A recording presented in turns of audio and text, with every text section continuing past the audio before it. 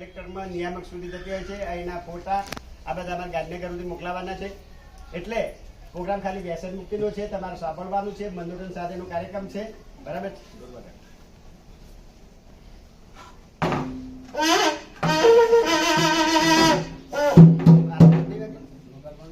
નથી વગાડો નથી લાવ ભાઈ લાવ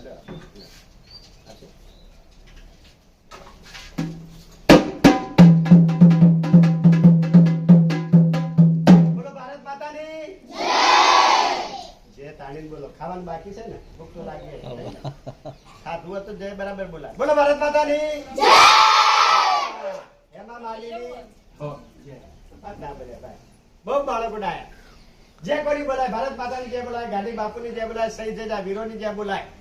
અને એમાં આપણું ગુજરાત રાજ્ય ભારતને માતાનું બિરુદ મળ્યું છે. ભારત માતાને આપણે માતા કહીએ છીએ ને, અમેરિકનમાં કહેવાય, પાકિસ્તાનને કહેવાય.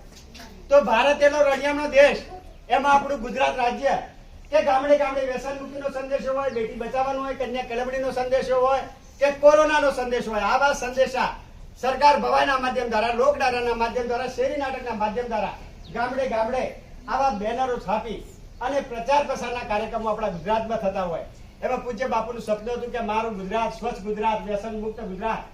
આ 2 ઓક્ટોબરથી કાર્યક્રમ શરૂ થયા. 8મી ઓક્ટોબરે આપણા કાર્યક્રમની પૂર્ણાહુતિ છે. એટલે આપની સમક્ષ ભવાઈનો કાર્યક્રમ રંગ લે. તને ખબર છે ને બરોબર કે જો કદાચ આ બેનો વ્યસન છોડે, ફેશન અને ભાયડા વ્યસન છોડે ને તો ઘર એક મંદિર થઈ જાય. સાચી વાત બરાબર છે.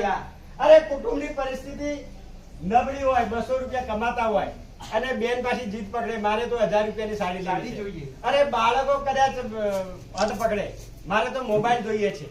બરાબર છે. હા, એટલે આવા નાના નાની બાબતોની અંદર ઘરમાં ઝઘડા થતા હોય છે. બરાબર. વ્યસન એટલે એટલું દારૂનું નહીં, રંગલી તમાકુ ગુટકાનું નહીં. વ્યસન એટલે તમે આ જે મોબાઈલ